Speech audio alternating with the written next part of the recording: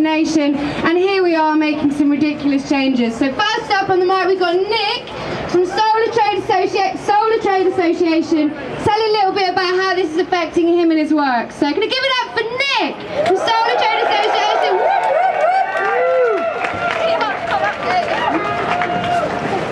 Hi everybody. Hi.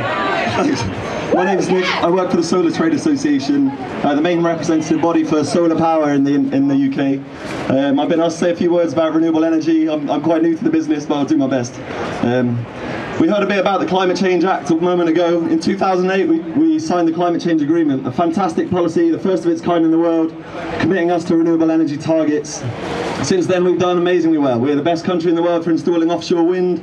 We're the best country in Europe for installing solar power. That was news to me. But since then, everything's changed. Since May, the government's taken a sudden change of direction. Almost every new energy policy that's come out since May has been a direct attack on the renewable energy industry. The feed-in tariff has been reduced by 70%, the renewables obligation has been closed, the Green Deal has been closed, zero carbon homes has been scrapped.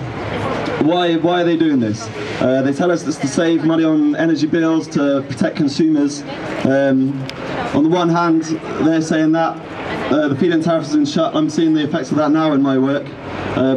By their own estimations, we're going to lose 20,000 jobs because of that. I'm starting to see that every day. We're seeing businesses close, we're seeing people laying people off. My job's on the line potentially in a year's time, last in, first out, that kind of thing. They're saying on one hand it's protect consumer bills, but on the other hand they're still pushing ahead desperately to build Hinkley Point C.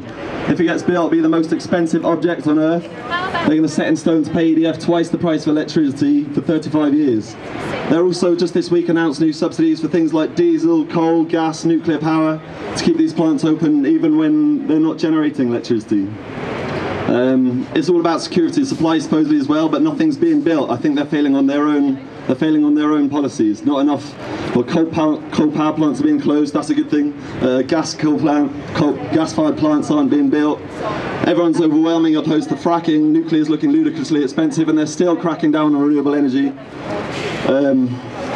Yeah, I think basically my point is they're failing on their own terms. Why are they doing it? Either, I don't know, either they're ideologically opposed to renewables or they're wildly behind the times. Even the National Infrastructure Commission, a new department set up by Osborne, ultimately to run energy policy with the Treasury, is now saying the future is decentralised, smart, low-carbon energy, and they're still going the wrong way. One thing's for sure is they're coming under immense pressure now.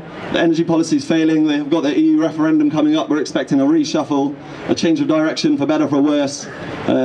Ultimately, I think my point is now is the time to make our voice heard. They're going backwards on climate change, backwards on renewable energy. We're a laughing stock on the world stage. We're installing about 10% of the solar power we were this time last year. It's a great shame, I think. It's a bit of a tragedy. So yeah, get angry. Let's go.